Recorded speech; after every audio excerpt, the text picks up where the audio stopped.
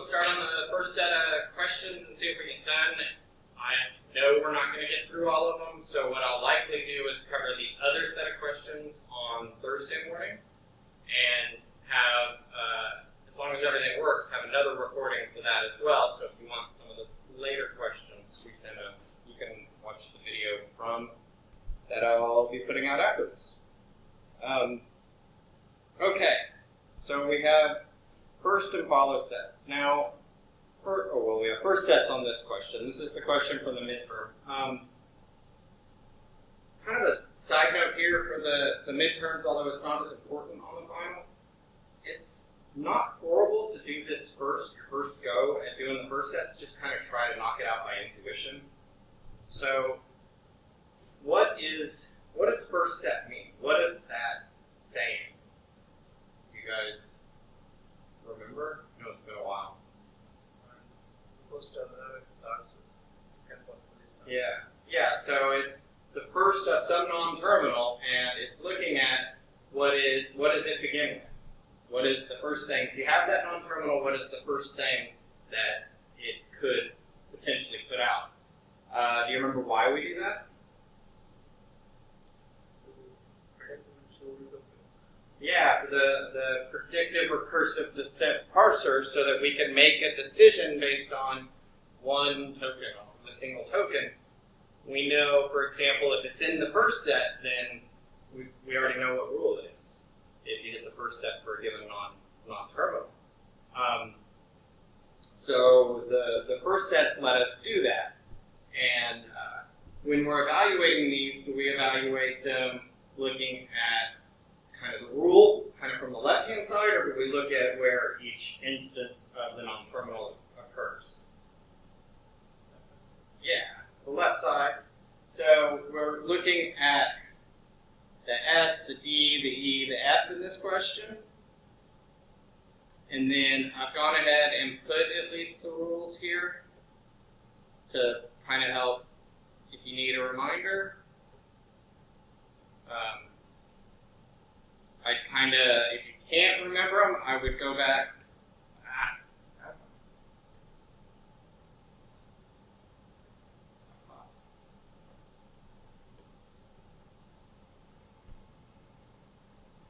Okay. I would go back and review them.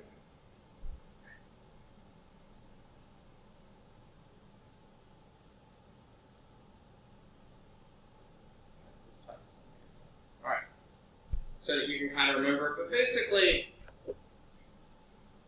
if it's a terminal, then you just add the terminal. If the entire set is nothing, the entire thing is nothing but the empty set, then you just add the empty set, is empty, or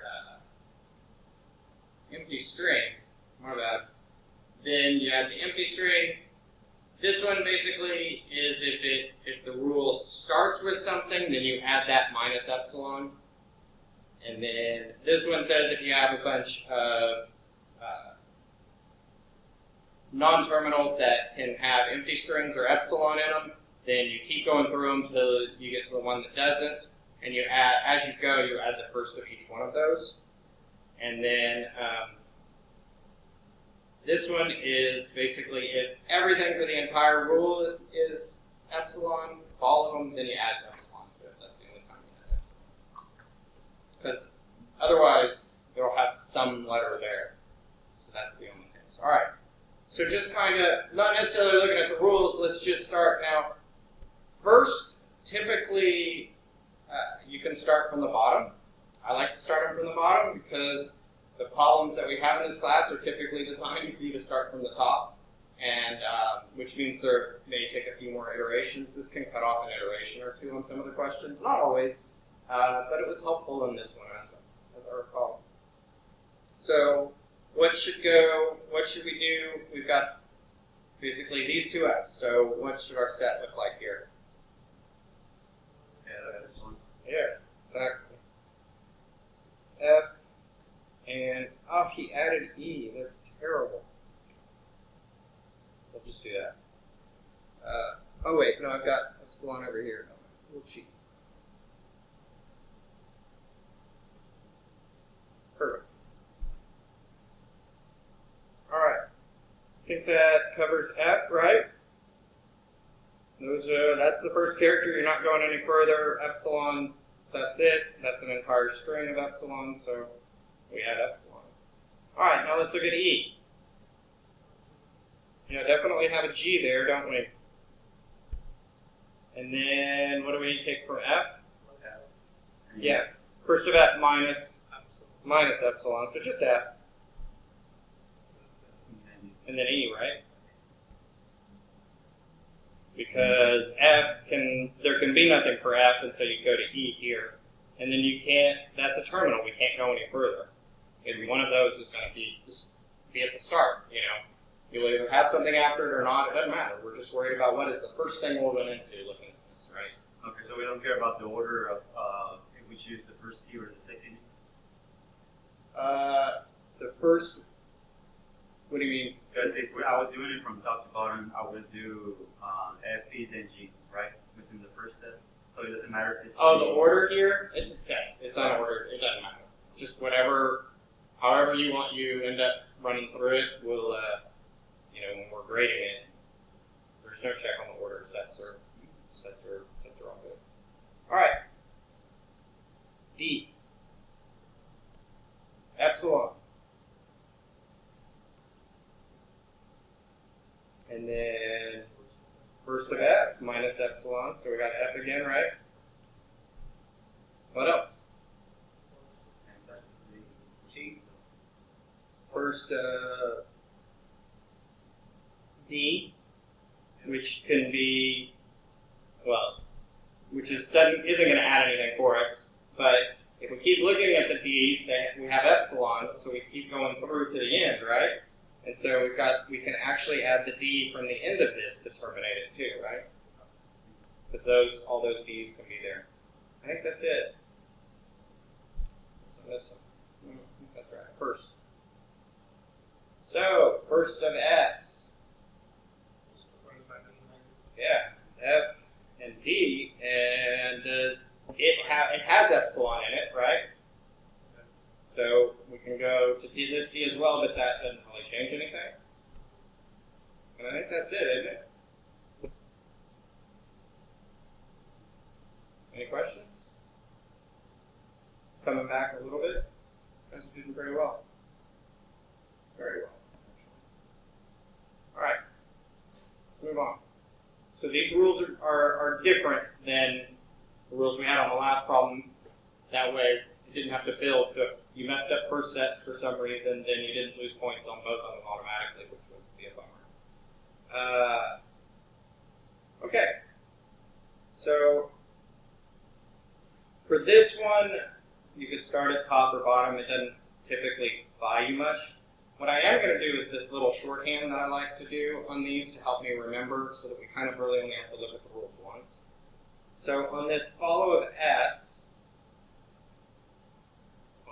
for follow of S, we stop looking at the left-hand side, right? And now we're going to look at where is S in here positionally. So it's only picked up by one rule, by this F, and they got the S. So so basically we would add the follow of F. It's empty right now though, right? But what I'm going to do is I'm just going to add a placeholder to help me remember that this set has the follow of F, whatever it is, in there, so that when we come back, you don't have to do any mental gymnastics to remember that. That's the only rule that applies to it, so we would go on from there. Oh, you're right. Sneaky little dollar sign. All right, now we can go on to D. So D appears all over the place. Let's start with just this rule up here. D is followed by itself, so that doesn't really get us anything. And then it's followed by,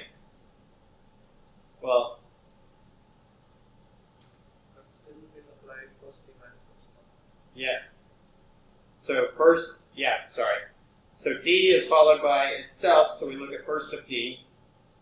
And first of D has D F, E. Coincidentally, which is all the characters except for end of file. So we look at this D, that's not going to change anything. And you can't get to the end. This D is on the end, but it's on the end of itself. That's not going to change anything. And then this D is followed by S, right? So it'll be the first of S, right? I'm getting twisted up today. So we already have all the letters, so that's the first of S, not the follow of S. So we don't add anything there. Good?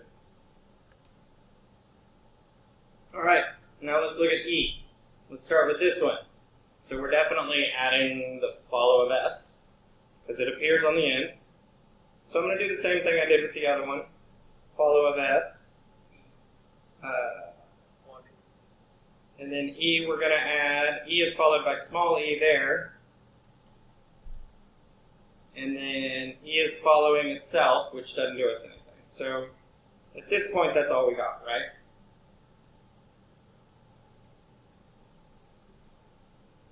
Now, let's look, where is F? F is followed by E.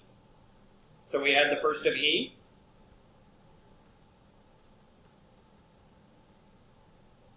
And then F is followed by E. F is on the end of E, so we have a follow of E here too that we're going to need to mess with, right? Anything else? That's the two places that F was. Alright. So we'll start again. We've got follow of F now, so that's got D and F. Oops.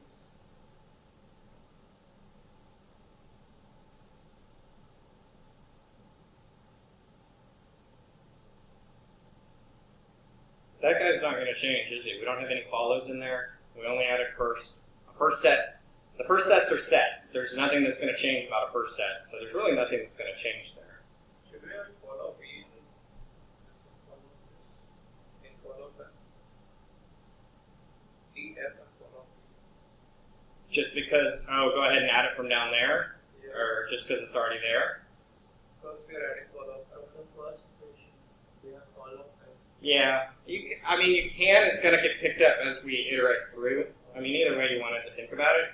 yeah. It's just kind of, I put those in there just as placeholders. They're not actually how we learn to do it. It's for my mental gymnastics. When I'm working through it, it's just a trick that I do. We can do, whoops. No. How about that? That's not a bad, it's not a bad thing. It's not bad. There's nothing wrong with it. So that one's not going to change. And then this one, we're going to add the follow of S. So that means we're bringing in, well, we've already got E, dollars. Follow of S. It's going to have $ D and F. You could add follow S again, and technically you would, but we could also shortcut here because that's all the characters that are available to us.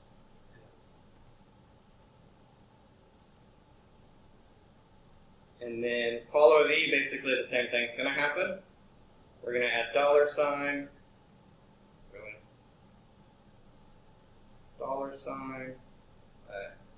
E, D, F. Alright, so we still got this guy up here, which doesn't have everything in it, but I think we can see pretty quickly it's easily going to have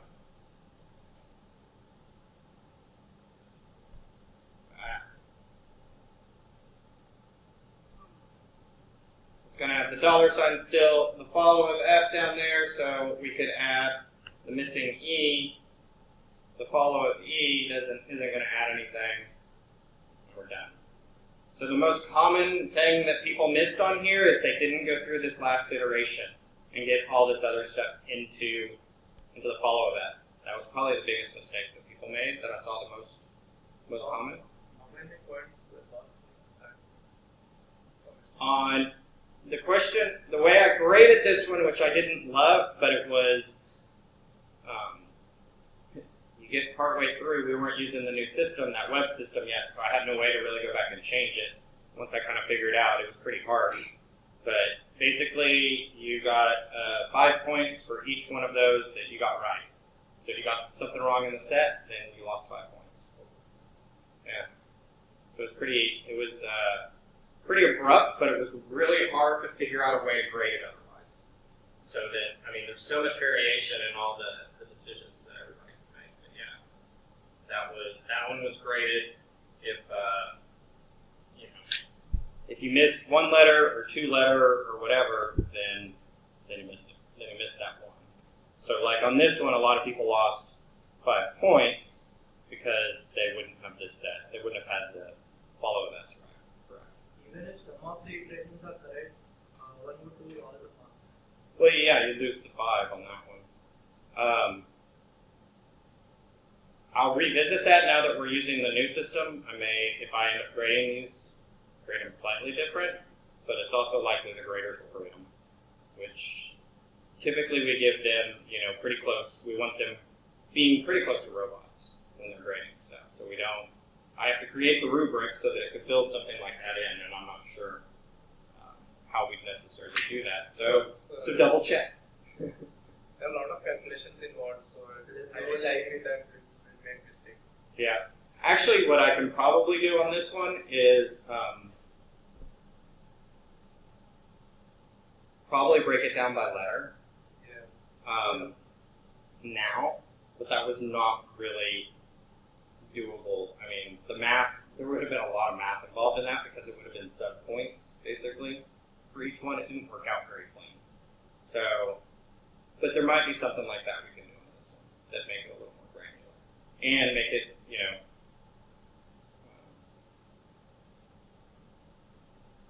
the best way to do it would technically be to grade it based on application of the rules, because usually what happened, there weren't a whole lot, there were a couple that were mistakes.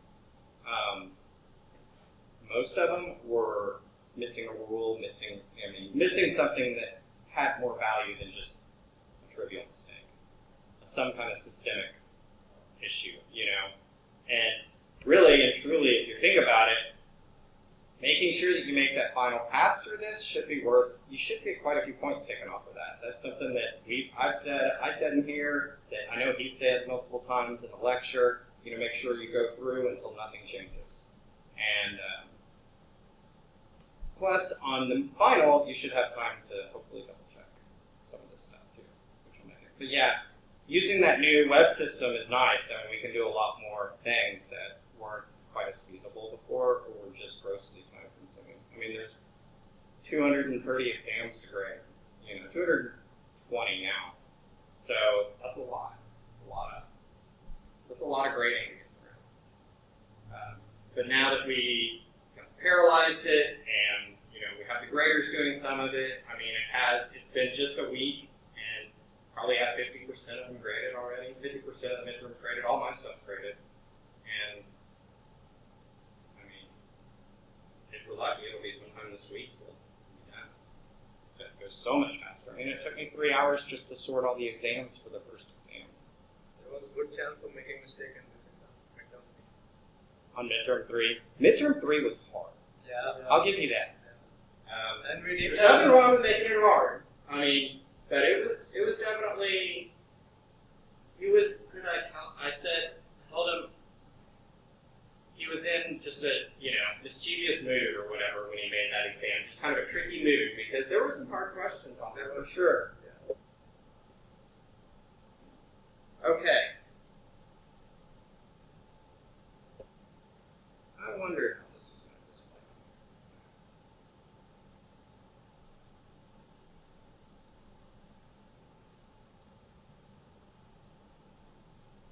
Okay. Over here.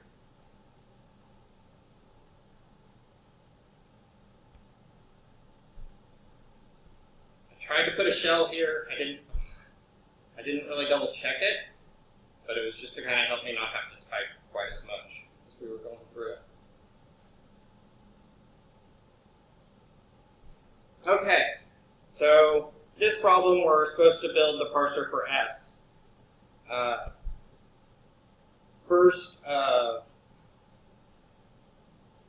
So what we want to do first typically is look at the first set. We want to, like we were talking about earlier, can we make a distinction, can we make a determination what rule is in play for S when we get started? So the nice part is for S, there's only one rule here. Makes it a little easier. And so we have, it starts with a D. So we would look at the first of D to see if any of those characters are in the are available. And so I gave that away. So we'd look at first of D here and add those in here. So it would be D, E, F, D, E, and F. It does have an epsilon in it. Yeah, so then we will also have to look, or it also could possibly be the follow of D, which is a G, right? So if it's any of those, we know that this rule started with a D or they got to the G, but either way we know that they're consuming this rule. So then what's the first thing we want to do here? Yeah. And then what? No, past D. Yeah. Oop. So we parse D because we've got this full D here, and it'll go and look at whatever the rules are for D. And then when it comes back, we would, consumption-wise, hopefully be looking at this G, right? So we do a get token, and we want to see if it's equal to what? Yeah, exactly. Then what do we do?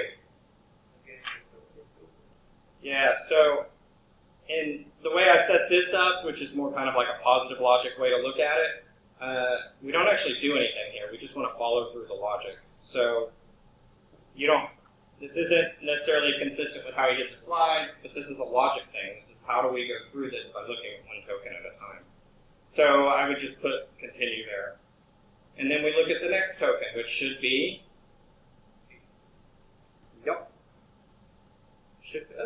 should be a D.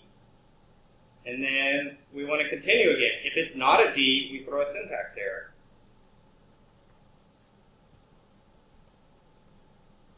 And then, because you do what? End of file. Yeah, because it ends, we also need to just check, because this is S, to make sure that it's followed by an end of file, so that everything is where it's supposed to be. If it is, then we'll continue. I could have put the print there, whatever. Just trying to be consistent. And we print out the rule and go on to the next thing. Good? Questions? I'm going through this stuff fast. It's good. All right. Circle box diagrams. Everybody's favorite, right? I went ahead and set up the boxes for us. So, memory, WXYZ, I can't tell you when I was grading these how many weird things I saw over here for the memory. Like, some people came up with their own numbering, lettering scheme. I mean, it was kind of all over the place. It was kind of weird. He gives you the comments, or we're giving you the comments here so that you can put that as the address next to these, but some people kind of missed that. And then the same for the memory. So I went ahead and created the heap allocations as well from the mallocs.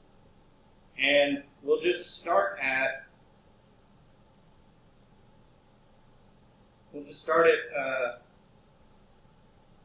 B here. So we set it, we do a malloc, which is going to create this guy, and then do what? Put a 1 in. Yeah, put a 1 in there.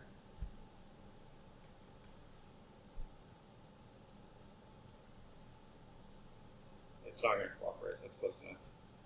And then we would go ahead and draw the arrow too.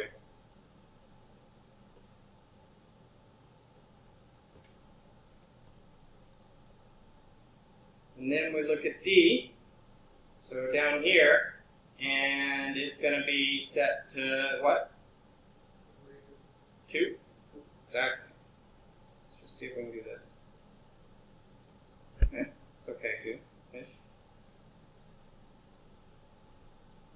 I'm not a mouse artist for sure. And then go ahead, we make the demonstrate the pointer points to there. And then for E, set it equal to 3.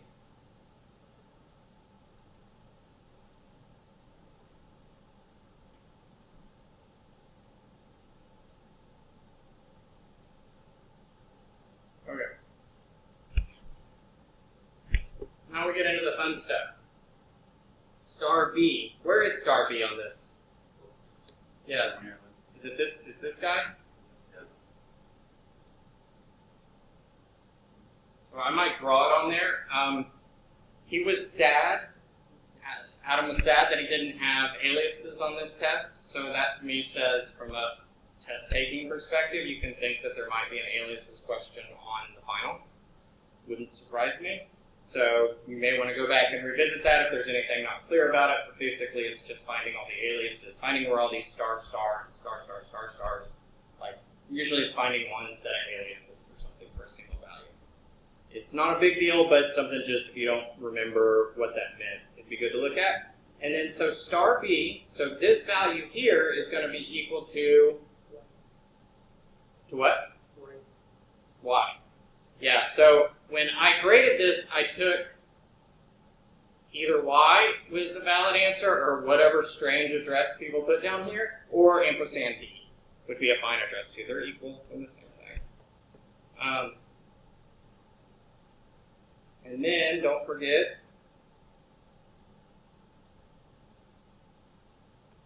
draw the line so we know where it's pointing to. And then we go to star D, which is right here.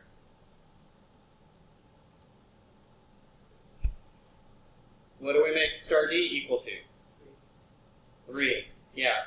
E, we set it equal to E, which is saying we set it to the value at the location associated with E, which is the number 3. A lot of people miss this. That was probably the most commonly missed thing on this question by far. And then it's tricky, I'll give you that. But that means it points down to there, right? And then star B. So we go, that's going to take forever. That's okay, we're ahead on time. Yeah, that's 2 stars. And then this would be horribly drawn 3 stars. I think that's an anarchy symbol, notice. And then 4.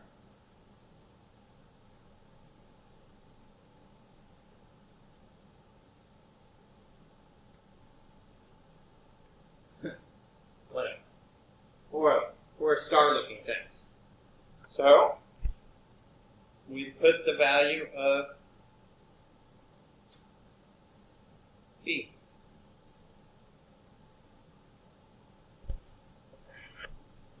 That's it. Done. People, this was the most missed question overall. Like, I think the average on this was like 70 or something for the class. So it was the most missed question. So definitely going to be on the final. Period. There will be a lot of circle diagram of some sort on the final. Moving on, we're going to go ahead and look at point 2 down here.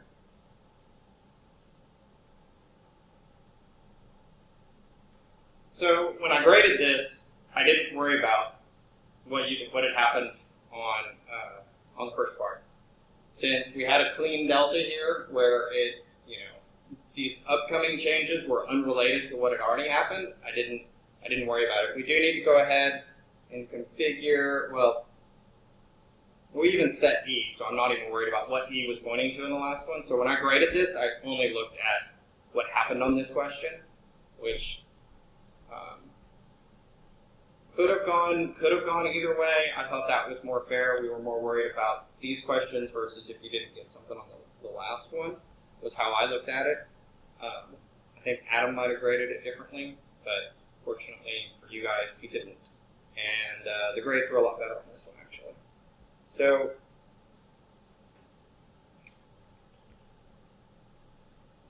we are right here.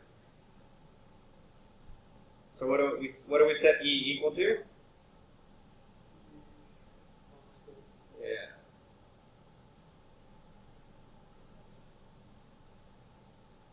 It's terrible. Just draw a straight line. Box 4. So I flip-flopped these. It was amazing how many different places these little boxes ended up on the exam. Everybody put them in just random places. The most common way I saw it was something like this, which I liked because it left the lines a little bit clearer.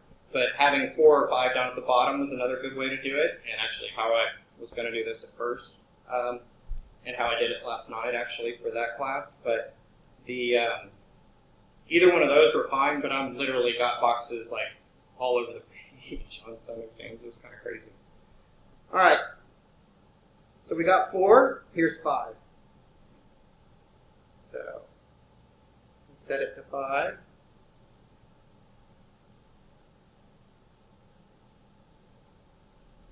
Cool. Now, where is star C pointing to? Yeah.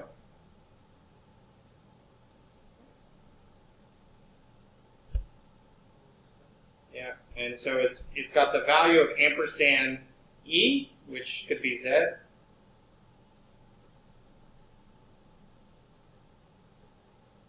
And it's pointing down there, right?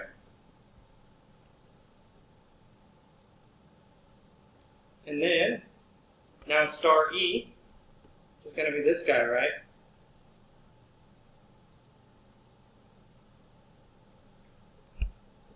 And we set it equal to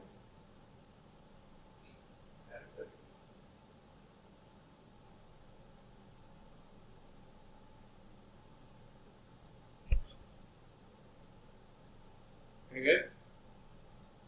That one wasn't as bad. Wasn't quite as hard as the last one, which is probably why everybody did a little better on it. Not quite as tricky. What would be the ADSS at this point?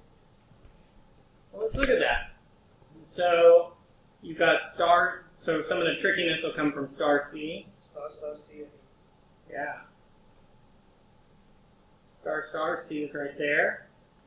And then we have, yeah.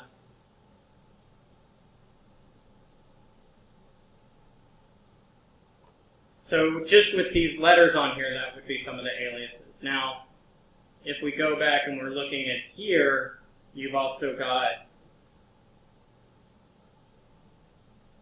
to be clear, you would normally do all the boxes here. Not just what I did. I just did that to make it cleaner so that we could look at what was really going on. So on this one, star B, star B, we can see pretty clearly you've got these two are aliases. Yeah, D star, so there's, star D here.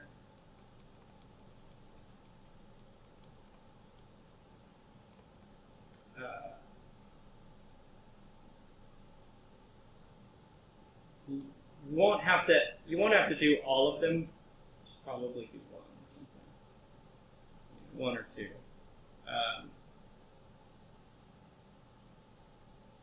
That's star E. See any others? This one? E also. Well, yeah. Star B and D. Star B and D.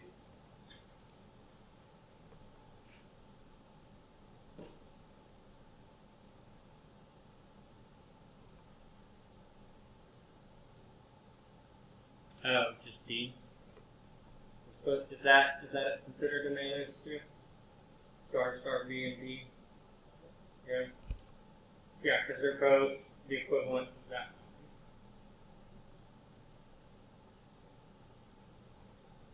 And with this, Go ahead. star star star B, star star D, and star E. All should be on them.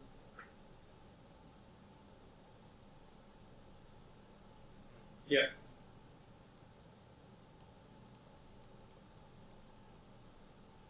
There we go.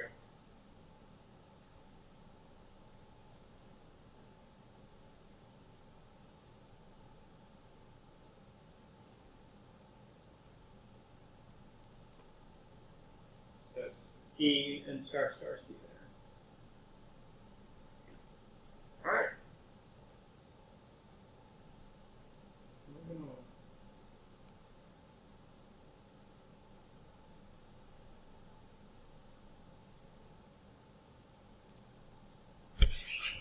Okay, Henley Milner.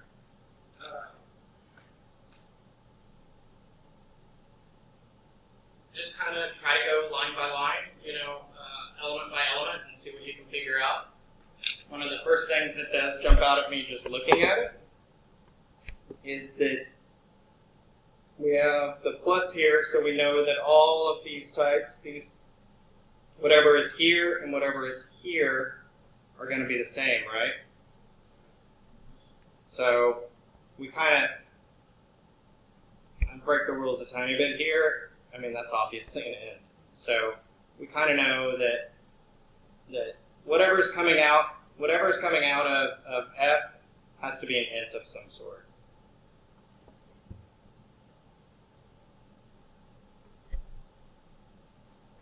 Right? Kind of just know that. And then now, so we know that this plus whatever comes out of this side has got to be an int as well. And so when we're looking at right here, we've got the type of C is going to be some kind of int, is going to be an int. And then we've got an apply here of an array. So I would call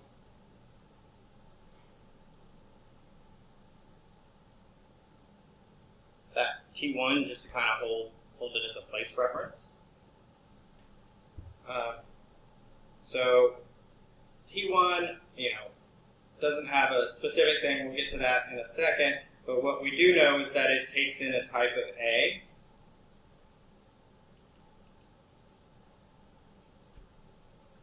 So it's got a type of A to it, and it outputs int, right?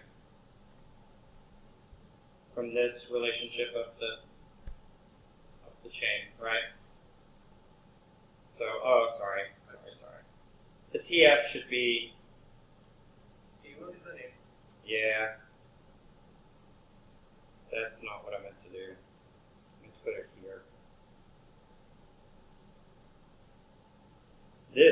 That's an int, right? Alright, there we go. That's much better. So, we look at this, we've got, it takes in a type of A and outputs,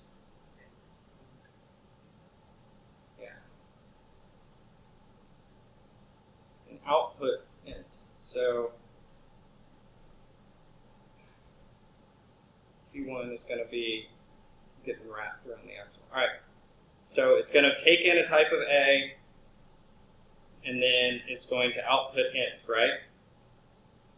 Now we've also got this guy down here, which is B. Array of Yeah. B is an array of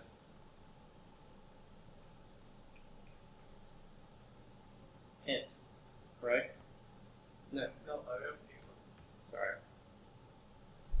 Array of T1 because that's what's coming up here, and then it takes in TC, which is fortunately already an int. We know it has to be an int for the array operator. And we really don't know anything about TA at this point, other than that's the, it's got to be, these two have to be the same.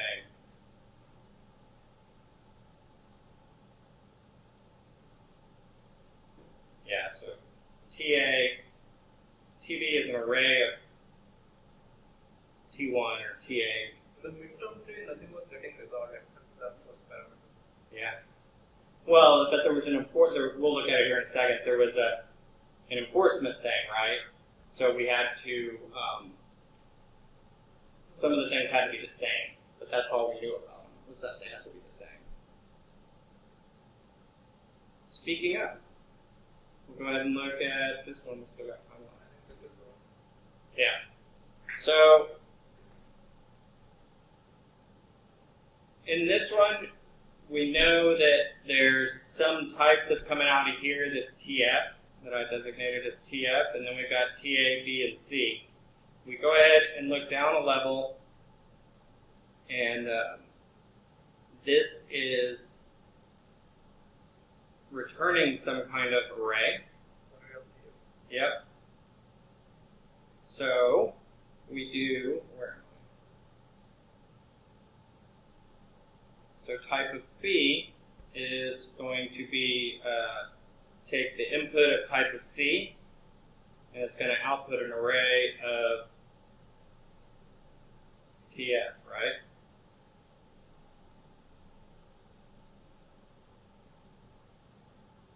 And then we know that A over here has to be int.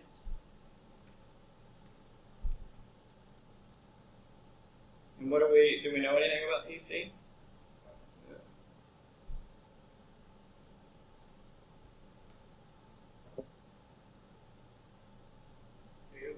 TF. We don't know anything about TF either, other than that array has to be of type TF, so they have to match.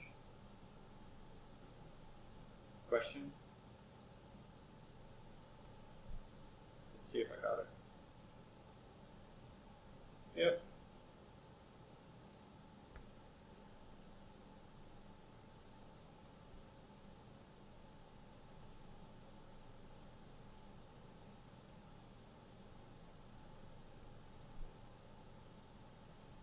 Type of it should be 3 parameters A, B, C, and return type. Okay, yes. But it's not what the question asks for. Oh, I think I know that. Yeah, I don't know how that was graded. I didn't grade this one. I think that was probably forgiven because it should be. So, either way you write and get marks or? I don't know for sure on that one. It hadn't been graded yet.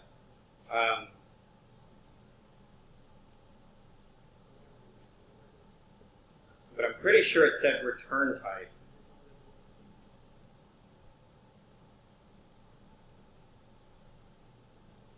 What's the first question? Oh, was it? Yeah.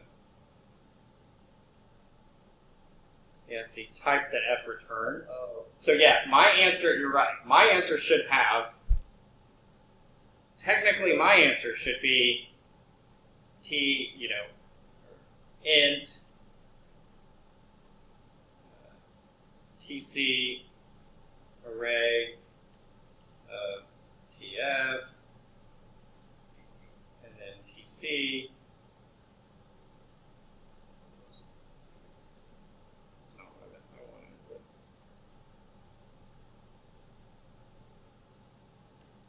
And then TC, which outputs TF. That's what, yeah. Based on what I have written here, I don't say, oops.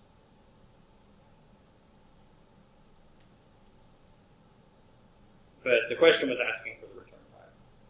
So let's at least try to go through the stack thing really quick. We've got not very long.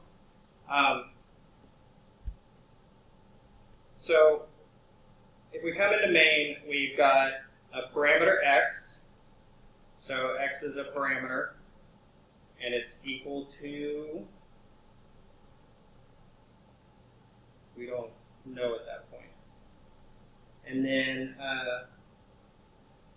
we've got A is a local variable, which is equal to 0. So it's a local. And B equals 1 or 0, 1, 1, 2, and it's a local as well, right? And then, so X becomes B of C, which is C is 0, so X becomes 0, right?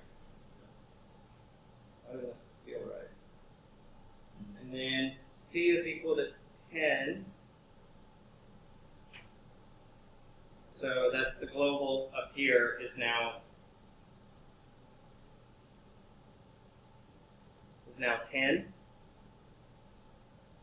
And then we call foo. So foo runs, it's not a reference or whatever, and then it's just going to return C, which is 10 plus Y, which is the value that was passed in, and it's going to set that equal to A, which is going to make a difference. So B of location 2 is 2, and we pass that into foo, so we're going to add 10 plus 2, which is 12, right? And then we had called this went to foo, but it's not on the stack anymore, right? So once we come back from it, it's gone. This is main, and then after foo, we call main again.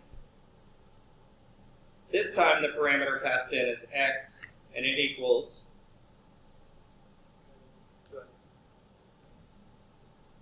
that's a parameter. And then A equals 0 at this point.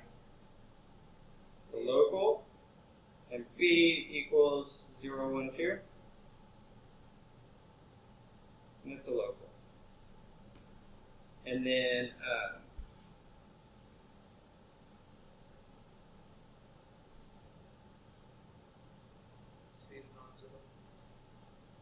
C is not 0. C is 10. And then so we skip all that and we go to bar, foo, bar. So before we call bar, we call foo.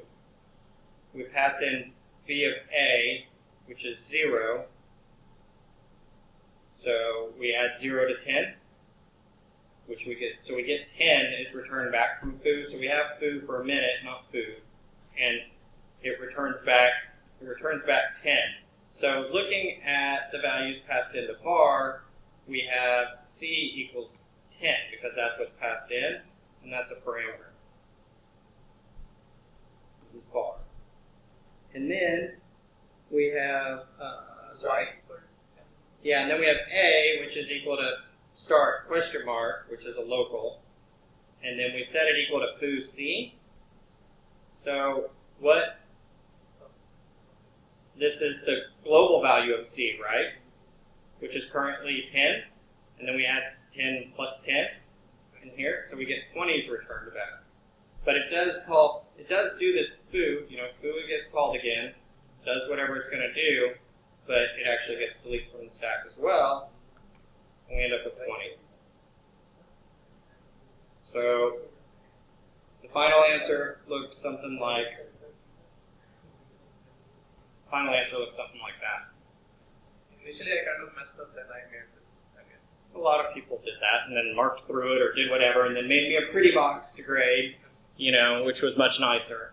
A lot of people would, it made sense to have the foo, to put the foos on there, and then a lot of people just marked through it and wrote deallocate.